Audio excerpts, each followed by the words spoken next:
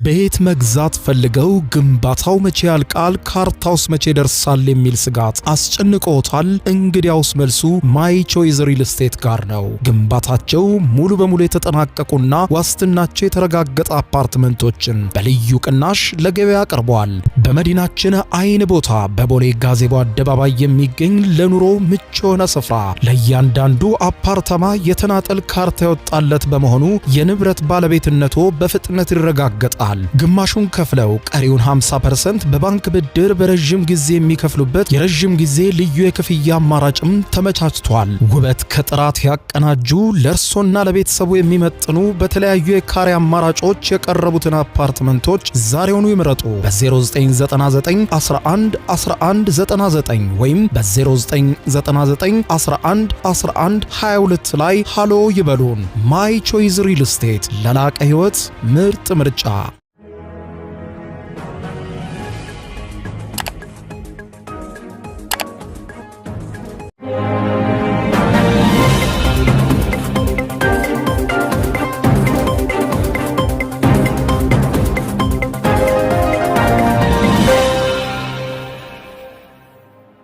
ጤና ይስጥልኝ ክቡራትና ክቡራን የዩቲዩብ ቻናል ቤተሰቦች፣ የሰዓቱን አጫጭር ሰበር መረጃዎች ይዤ ቀርብ ያለው። በርከት ያሉ ሰበር መረጃዎች ዩቲዩብ ላይ ሲጫኑ ቀድሞ ለእናንተ የማስታወቂያ መልእክት ወይም ኖቲፊኬሽን እንዲደርሷችሁ የዩቲዩብ ቻናሌን ሰብስክራይብ በማድረግ የደወል ምልክቷን መጫን አትዘንጉ። ወደ ሰበር መረጃው ስናቀና ክቡራን አድማጮች፣ የመካከለኛው ምስራቅ ቀጠና ተተራምሶ አድሯል። አሜሪካ በኢራን ላይ በዛሬው ዕለት ሌሊት ድንገተኛ ጥቃት ከፍታለች። ከ80 በላይ ቦታዎችን በአየር ኢራን ውስጥ ደብድባለች። ይህንንም ተከትሎ የኢራን ጦርም የበቀል እርምጃ መውሰድ ጀምሯል። ወደ ኩዌትና ወደ ባህሬንም የሚሳኤልና የሰው አልባ በራሪ አውሮፕላኖችን ተኩሷል። በቀጣይም የበቀል ጥቃቱን አስፋፍቶ እንደሚቀጥልም እየገለጸ ነው። ውጥረቶች ተበራክተዋል። በዝርዝር የማስደምጣችሁ ሰበር መረጃ ይኖራል። በሌላ በኩል የአሜሪካው ፕሬዝዳንት ዶናልድ ጄ ትራምፕ ወደ ቱርክ አንካራ ለኔቶ ስብሰባ መግባታቸው ይታወቃል። በቱርኩ ፕሬዝዳንት ረሲፕ ታይብ ኤርዶዋን ደማቅ አቀባበል የተደረገላቸው ትራምፕ በአሜሪካ ኮንግረስ ማዕቀብ የተጣለባት ቱርክን ማዕቀቡን እንደሚያነሱላት፣ የጦር መሳሪያ ሽያጭም እንደሚያጸድቁላትና ዘመናዊዎቹን F-35 የአሜሪካን የጦር ጀቶች ለቱርክ አሳልፈው እንደሚሸጡ መናገራቸውን ተከትሎ እስራኤል ከፍተኛ ተቃውሟን አሰምታለች። በፍጹም በምንም አይነት ሁኔታ የአሜሪካ ዘመናዊ የጦር መሳሪያዎችም ለቱርክ ተላልፈው መሸጥ የለባቸውም ስትል ተቃውሟን አሰምታለች። ሁኔታዎች እጅግ በጣም አሳሳቢ በሆኑበት የመካከለኛው ምስራቅ አሁንም ነገሮች መባባሳቸውን ቀጥለዋል። ዝርዝር መረጃዎቹን እንደሚከተለው ላስደምጣችሁ፣ አብረን እንከታተለው። በቅድሚያም የመካከለኛው ምስራቅ ሁኔታ ተተራምሶ አደረ። የመሪዋን ቀብር በይፋ ያልጨረሰችው ኢራን ላይ አሜሪካ ዛሬ ሌሊቱን ከባድ የተባለ የአየር ድብደባ የከፈተች ሲሆን ኢራንም በምላሹ ባህሬንን ጨምሮ ወደ ተለያዩ አካባቢዎች ሚሳኤል መተኮሷ ተሰምቷል። የዩናይትድ ስቴትስ የጦር ኃይል ሴንትኮም ዛሬ ሌሊቱን ባወጣው ይፋዊ መግለጫ እንዳስታወቀው በሆርሙዝ የባህር ወሽመጥ አካባቢ በሚገኙ በርካታ የኢራን ወታደራዊ ኢላማዎች ላይ መጠነ ሰፊና ከባድ የአየር ድብደባ ጥቃት መክፈቱን በይፋ አስታውቆም ጥቃቱ ቀጣይነት ያለው ነው ብሎታል። ይህ ጥቃት የተፈጸመው ኢራን ለፈጸመችው ተደጋጋሚ እምቢተኝነት ለማስገደድ የተሰጠ ምላሽ ነው ብሎታል።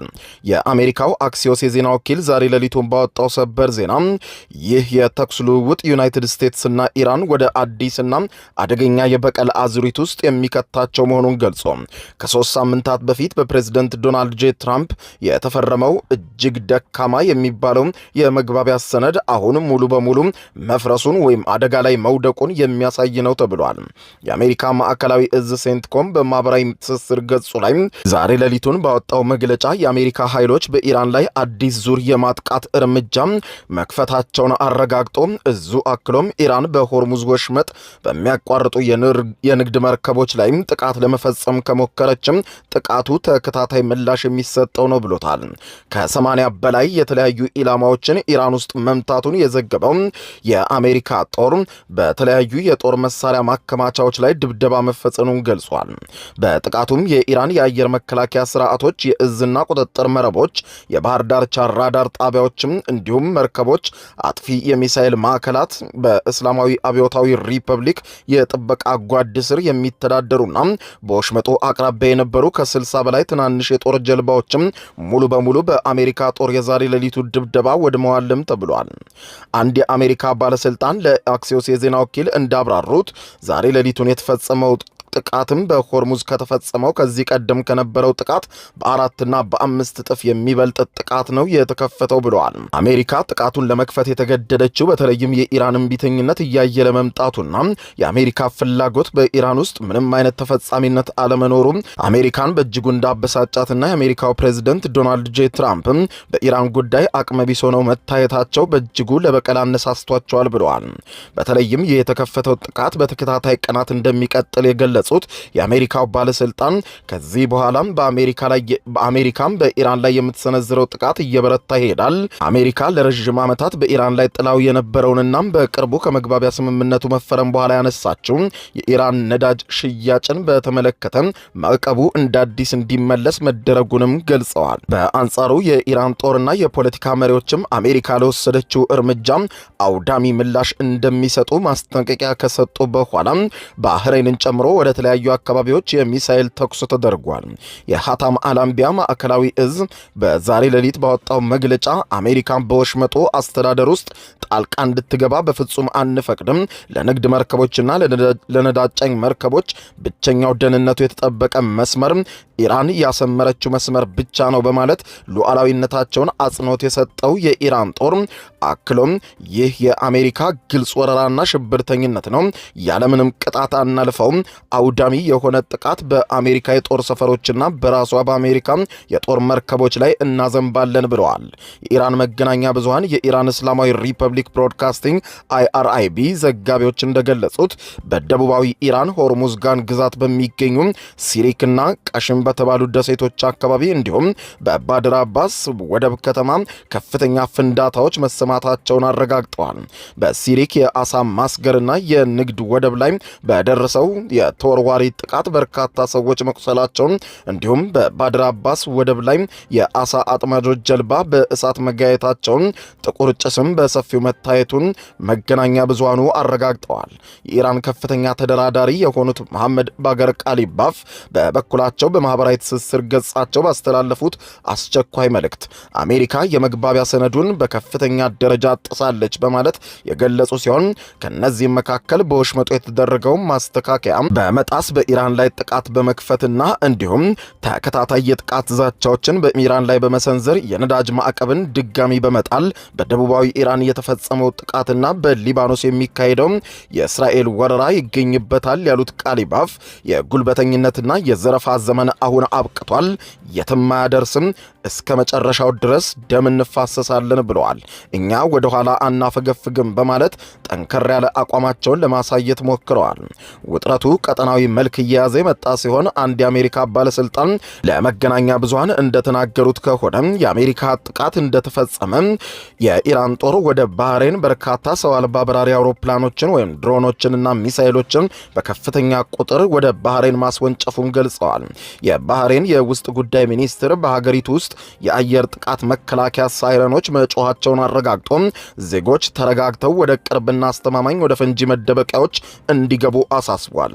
ባህሬን በአካባቢው የአሜሪካ የባህር ኃይል 5ኛ እዝ ዋና መስሪያ ቤትን የምታስተናግድ በመሆኗ የጥቃቱን ኢላማ ሆናለች ተብሏል። የሲኤንኤን የቀጠናው ምንጮች እንዳረጋገጡት አንዳንድ የክልሉ አጋሮች ተጨማሪ ግጭትን ለመከላከልና የተኩስ አቁሙን እንዳይፈርስ ለማትረፍ ሲሉ ወደ አሜሪካና ኢራን አስቸኳይ መልእክቶችን እየላኩ ይገኛሉ። የኢራኑ ፕሬዝደንት መሱድ ፔዜሽኪያን በበኩላቸው ጥቃት በሀገራቸው ኢራን ላይ እንደተፈጸመ ከሰሙ በኋላ ከነበሩበት ወዳሉበት የኢራቋ ናጃፍ ከተማ በፍጥነት በአስቸኳይ ለመመለስ ተገደዋል። የኢራን አብዮታዊ ዘብ ጓድ ጦር መግለጫ እንደሚያመለክተው ከሆነም ዛሬ ሌሊቱን በተከፈተው የአሜሪካን ጥቃት በበቂ ሁኔታ ተከላክያለሁ ያለው የኢራን ጦር በርካታ ቦታዎች ጥቃት ያደረሰችውን አሜሪካን የበቀል እርምጃ እንወስድባታለን ከማለትም በተጨማሪ አሜሪካን በኢራን ውስጥ ጥቃት ስትፈጽምበት የነበረውን MQ-9 የተሰኙ ድሮኖችን መተን ጥለናል ሲል ገልጿል። በተመሳሳይ የኢራን ጦር የበቀል ጥቃቱን በኩዌት ውስጥ በሚገኝ የአሜሪካ ጦር ላይም ሰንዝሯል። በመላው የኩዌት ግዛት ውስጥም የአየር መከላከያ ጥቃት ሳይረኖች ወይም የአደጋ ጊዜ ማስጠንቀቂያ ደውሎች በከፍተኛ ድምፅ እያቃጨሉ መሆናቸውን በኩዌት መንግስት የሚተዳደረው የኩዌት የብሔራዊ የዜና ወኪል ኩናም በሰበር ዜናው ይፋ አድርጓል። ይህንን ክስተት ተከትሎ በመላው ኩዌት ከፍተኛ የጸጥታ ጥበቃ የተዘረጋ መሆኑን የገለጸው የኩዌት መንግስት ሁኔታው በመካከለኛው ምስራቅ ያለውን የቀጠናውን ደህንነት ስጋት ወደ አዲስና አደገኛ ውጥረት አሸጋግሮታል ብለዋል። ይህንን ክስተት ተከትሎ የኩዌት ጦር ኃይል ወዲያውኑ ባወጣው ይፋዊ መግለጫ ሀገሪቱ ኢላማ ባደረጉ የጠላት ሚሳኤሎችና ድሮኖች ላይ ፈጣንና ጠንካራ የአጸፋ የአየር መከላከያ እርምጃ እየወሰድን ነው በማለት ለሀገሬው ህዝብ ነግሯል። በኩዌት የተለያዩ ክፍሎችም የተሰሙ ከባድ የፍንዳታ ድምጾች የኩዌት የአየር መከላከያ ስርዓት የኢራንን ሚሳኤሎችና ድሮኖች በአየር ላይ በተሳካ ሁኔታ ሲያመክን የምትሰሙት ድምጽ ነው በማለት ገልጾ በተጨማሪም ጦሩ መላው የኩዌት ህዝብና ነዋሪዎች ባለስልጣናትና የጸጥታ አካላት የሚያወጧቸውን የደህንነት መመሪያዎች በጥብቅ እንድትከታተሉና ከስጋት ነጻ በሆኑ ስፍራዎች እንድትጠለሉ እናሳስባለን ብለዋል። በኩዌትና በባህሬን እንዲሁም በቀጠናው በአጠቃላይ የተስተዋለ ያለው ይህንን የደህንነት ስጋትና በአጠቃላይ በአሜሪካና በኢራን መካከል እየተባባሰ የመጣው ወታደራዊ ግጭት የፖለቲካ ውጥረትን በተመለከተ የፖለቲካና ወታደራዊ ተንታኞች ጥልቅ ምልከታን በማካፈል ላይ ይገኛሉ። የኪሎዌን ግሩፕ ሊቀመንበርና የጡረተኛው የአሜሪካ የባህር ኃይል ከፍተኛ መኮንን ሃርላን ኡልማን ለአልጀዚራ የዜና አውታር በሰጡት ሰፊ ማብራሪያ ይህ እየተባባሰ የመጣው የመካከለኛው ምስራቅ የአሜሪካና ኢራን ፍጥጫ እጅግ አሳሳቢ መሆኑን አጽንኦት የሰጡት ሲሆን በዚህም ሁኔታ ከቁጥጥር ውጭ ሆኖ አድማሱን በማስፋት ወደ አውዳሚ ቀጠናዊ ጦርነት ሊያመራ ይችላል ሲሉ ማስጠንቀቂያ ሰጥተዋል። አሁን የምንገኝበት ወቅት እጅግ አደገኛ ተለዋዋጭና በማንኛውም አቅጣጫ ሊፈነዳ የሚችልበት የጦርነት ውጥረት ያለበት የታሪክ አፋፍ ላይ ነን ብለዋል። ሁኔታው ወደ ከፋ ጦርነት ማደጉን ጨምሮ በማንኛውም ቅጽበት ያልተጠበቀ ነገር በቀጠናው ሊከሰት ይችላል ያሉት ኦልማን ለአልጀዚራ ሲገልጹት አክለውም በሚቀጥለው ጥቂት ቀናት ምን ሊፈጠር እንደሚችል በከፍተኛ ትኩረት የምንጠብቀው ይሆናል ብለዋል። ነገር ግን አሁን ያለው ተጨባጭ ሁኔታ እጅግ በጣም አሳሳቢ ነው። ሆኖም ግን አንድ ግዙፍ ቀጠናዊ ጦርነት መፈንዳቱ ለማንኛውም ወገን ጥቅም የማያስገኝ በመሆኑ ሁለቱም ወገኖች በተቻላቸው መጠን ውጥረቱን አርግበው ለመቆየት ፍላጎት አላቸው ብዬ አምናለሁ ብለዋል። በሆርሙዝ የባህር ወሽመጥ በንግድ መርከቦች ላይ ለተፈጸሙ ጥቃቶች ኢራንን በቀጥታ ተጠያቂ ያደረጉት ሃርላን ኡልማን እነዚህ ጥቃቶች ድንገተኛ ሳይሆኑ ኢራን በጥልቀት ያሰበችባቸውና ሆነ ብላ የፈጸመቻቸው የስትራቴጂክ ስሌቶች ውጤት ናቸው ሲሉ ገልጸዋል። ተንታኙ እንደሚያብራሩት እነዚህ ጥቃቶች ጊዜ አቆጣጠር እጅግ ወሳኝና መልእክት አዘል ሊሆኑ ይችላሉ። ጥቃቶች የተፈጸሙትም አሜሪካና እስራኤል ጥቃት የተገደሉት የኢራን ከፍተኛ የሃይማኖትና የፖለቲካ መሪ በተዘጋጀውና በርካታ ቀናትን በሚወስደው ታላቅ የሐዘንና የቀብር ስነ ስርዓት ላይ ነው። እንዲሁም በቱርክ ሀገር እየተካሄደ ካለው የሰሜን አትላንቲክ የጦር ቃል ኪዳን ድርጅት ኔቶ የመሪዎች ጉባኤ ጋር ሆነ ተብሎ እንዲገጣጠምም ተደርጎ ነው ብለዋል። አክለውም ሲገልጹ የኔ የግል ምልከታና እምነት ኢራን ዩናይትድ ስቴትስ ላይ ሆነ ብላ እያሾፈችባትና እየተፈታተነቻት ይመስለኛል ያሉት ኡልማን ኢራን ይህንን የምታደርገው አሜሪካ ተገቢውን የአጸፋ እርምጃ ለመውሰድ እጆቿን እንደታሰሩና አማራጮቿ እንደጠበቡ በማመን መሆኑን አስረድተዋል። ምክንያቱም አሜሪካ ማንኛውም አይነት የአጸፋ የፈንጂ ወይም የሚሳኤል ጥቃት በኢራን ላይ ብትሰነዝር ጥቃቱ በመላው ሀገሪቱ እየተካሄደ ያለውን በሚሊዮኖች የሚቆጠር ሕዝብ የታደመበትን የቀብር ስነ ስርዓት ሰልፎችን ሊመታ የሚችልበት አደጋ እጅግ ሰፊ በመሆኑ ነው። ይህም ደግሞ በዓለም አቀፉ ማህበረሰብ ዘንድ እንደ ጦር ወንጀል አሜሪካን ተጠያቂ የሚያደርጋት ሆኖ ስለሚቆጠር አሜሪካን ታላቅ የሞራልና የፖለቲካ ቀውስ ውስጥ ይከታታል። ኢራን ይህንን የአሜሪካን የሞራልና የፖለቲካ ማነቆም በሚገባ እያሰላቸበት ይገኛል። ኦልማን ትንታኔያቸውን ሲያጠቃልሉም ኢራን ይህንን ሁሉ የምታደርገው አስቀድማ ባቀደችውና በተጠና ምክንያት ነው ብዬ አስባለሁ። ዋና ዓላማዋም በዩናይትድ ስቴትስ ላይ ይበልጥ ከባድ ጫና በመፍጠር ወደፊት በሚኖሩ የፖለቲካና የዲፕሎማሲ ድርድሮች ላይ ያላትን የድርድርና ስትራቴጂክ የበላይነት ለማሳየት ነው ብለዋል። ከዚህ የደህንነት ቀውስ ባሻገር እነዚህ ተከታታይ ውጥረቶች በዓለም አቀፉ የነዳጅ ገበያ ከፍተኛ መናጋት በመፍጠር የነዳጅ ዋጋን ዳግም ወደ ላቀና ወደ ከፍተኛ ደረጃ ሊያስወነጭፈው ይችላል ብለዋል። ይህ የኢኮኖሚ መዘዝ ደግሞ በበኩሉ በአሜሪካ ፕሬዝደንት ዶናልድ ጄ ትራምፕ ላይ እጅግ ከባድ የፖለቲካና የኢኮኖሚ ጫና ማሳደሩ ስለማይቀር ኢራኖች የተጠና እርምጃ ነው የሚወስዱት፣ ትራምፕን በከፍተኛ ሁኔታ እየተፈታተኗቸው ነው ሲሉም ገልጸዋል። ይህ በዚህ እንዳለ ከመካከለኛው ምስራቅ የጦርነት አውድማ ጀርባ ትልቁ ፖለቲካዊ ውሳኔ የተሰጠው በቱርክ ነው። ፕሬዝደንት ዶናልድ ጄ ትራምፕ በቱርክ አንካራ በሚካሄደው የሰሜን አትላንቲክ የጦር ቃል ኪዳን ድርጅት ኔቶ የመሪዎች ጉባኤ ላይ ለመታደም ትናንትና ቱርክ አንካራ ገብተዋል። በቱርኩ ፕሬዝደንት ረሴፕ ጣይብ ኤርዶዋን እጅግ ደማቅና ታሪካዊ የተባለ አቀባበልም ተደርጎላቸዋል። በአየር ኃይል የጦር ሰፈር ፕሬዝደንት ትራምፕን ለመቀበል የቱርክ ባህራዊ ምልክት የሆነውን ቱርኳይዝ ሰማያዊ ምንጣፍ የተነጠፈ ሲሆን የክብር ዘበኞችም ወታደራዊ ባንዶችም የመለከት ድምጾችና መድፎችም ተተኩሰውላቸዋል። ፕሬዝደንት ኤርዶዋን በአካል ተገኝተው ትራምፕን የተቀበሉ ሲሆን ይህም ደግሞ በሁለቱ መሪዎች መካከል ያለውን እጅግ የጠበቀ ወዳጅነት የሚያሳይ ነው። ትራምፕ ኤርዶዋንን በተደጋጋሚ ጓደኛዬ በማለት የሚጠሯቸው ሲሆን በዚህ ጉባኤ ላይም የተገኙበት ብቸኛው ምክንያትም ከኤርዶዋን ጋር ባላቸው ቅርበት መሆኑን ትራምፕ አልሸሸጉም። የአሜሪካ መንግስት ባለስልጣናት ለአክሲዮስ የዜና ወኪል እንደገለጹት ትራምፕ በኢራን ላይ የተሰነዘረውን የጥቃት እቅድ ያጸደቁትና ትዕዛዝ የሰጡት እዚሁ ቱርክ ውስጥ ሆነው ነበረ። በአንካራ ከተማ ከመከላከያ ሚኒስትር ፒት ሄግሴት፣ የውጭ ጉዳይ ሚኒስትር ማርኮ ሩቢዮና የገንዘብ ሚኒስትሩ ስኮት ቤሴንት እንዲሁም ከሌሎችም የጦር ኃይሎች መሪዎች ጋር ከፍተኛ ስብሰባ አካሂደዋል። ትራምፕ እርምጃውን ሲያጸድቁ ጥቃቱ የተሰነዘረው ኢራን ንጹሃን በሚጓዙባቸው መርከቦች ላይ ለፈጸመችው ዓለም አቀፍ ጥቃት ነው ሲሉ ገልጸዋል። በአንካራ ቆይታቸው ትራምፕ የቱርክን ታማኝነት በከፍተኛ ደረጃ አድንቀዋል። የኮንግረስን እገዳ ወደ ጎን በመተውም ቱርክ እጅግ ዘመናዊ የሆኑትን የኤፍ-35 የአሜሪካ የጦር አውሮፕላኖችን እንድትገዛም ሊፈቅዱ እንደሚችሉና ለዚህም በቅርቡ ለቱርክ ውሳኔ እንደሚያሳልፉላትም ትራምፕ አስታውቀዋል። በተጨማሪም ቱርክ የሩሲያን የኤስ-400 የአየር መከላከያ ስርዓት በመግዛቷ ምክንያት ተጥሎባት የነበረውን ማዕቀብ እንደሚያነሱም ትራምፕ ቃል ገብተዋል።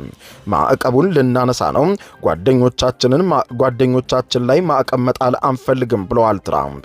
ፕሬዝደንት ኤርዶዋን በበኩላቸው ቱርክ 5 አሜሪካ ሰራሽ የሆኑ የአሜሪካን የኤፍ-35 ጀቶች ለመግዛት ቃል እንደተገባላቸው እንዲሁም ለሀገሪቱ ኩራት ለሆኑት የአንካራ የጦር አውሮፕላኖች የሚሆኑ በአሜሪካ የተሰሩ የጀት ሞተሮችን ለማግኘት ከአሜሪካ ጋር ስምምነት ላይ መደረሱን ፍንጭ ሰጥተዋል። ፕሬዝደንት ትራምፕ ሁልጊዜም የቃላቸው ሰው መሆናቸውን በዚህ የመሪዎች ጉባኤ ፍሬያማ ውጤት እንደምናገኝም ተስፋ አደርጋለሁ ሲሉ ኤርዶዋን ገልጸዋል። ይህን ዜና ግን በእስራኤል ውስጥ ጥሩ ነገር አልፈጠረም።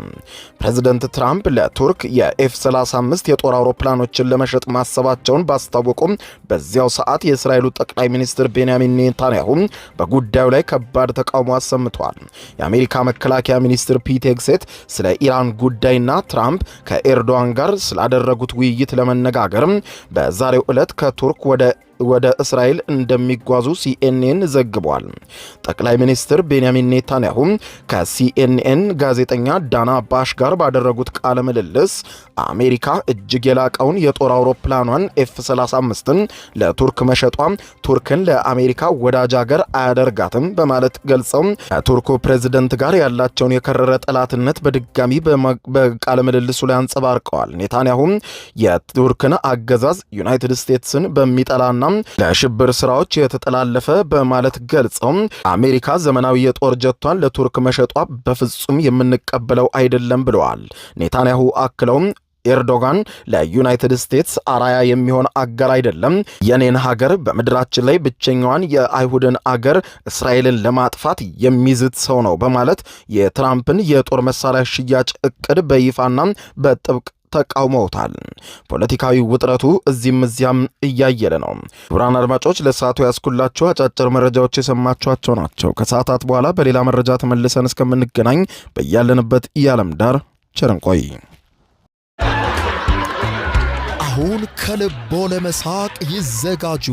ጊዜው የአቧራው ጨሰ ቲያትር ነው። ዘወትር ዓርብ በ12 ሰዓት በዓለም ሲኒማ ቀጠሮን ያደርጉ። ወይ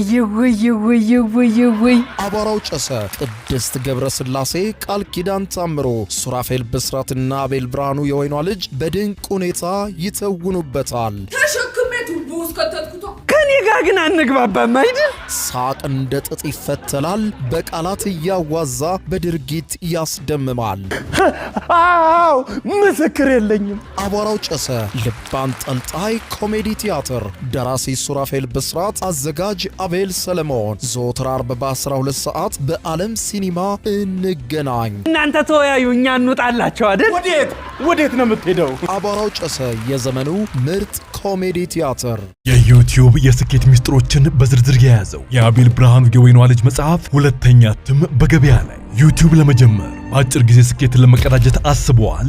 ዩቲዩብ ብጀምር ስንት ብር አገኘሁም ብሎ አስበዋል? እንግዲያውስ በዩቲዩብ 2 የወርቅ 3 የብር ሽልማቶችን ያገኘው የአቤል ብርሃኑ የወይኗ ልጅ የዩቲዩብ ሚስጥሮች መጽሐፍ በዝርዝር ሁሉንም ያብራራሉታል። ዛሬውኑ ገዝተው ህልሞን እውን የሚያደርጉበትን የዩቲዩብ የስኬት መንገድ ይጀምሩ። በሀገር ቤት አከፋፋይ አዲስ አበባ ሜክሲኮ ኮሜርስ መጽሐፍት መደብር። በውጭ ሀገራት ለምትገኙ ከአማዞን ላይ ብታዙ በቀናት ውስጥ ደጁ ይደርሳል። የአማዞን ሊንኩን እዚህ ቪዲዮ ኮሜንት ላይ ያገኙታል። የዩቲዩብ ሚስጥሮች፣ ዘመኑ ጋር ተፈላጊ መጽሐፍ።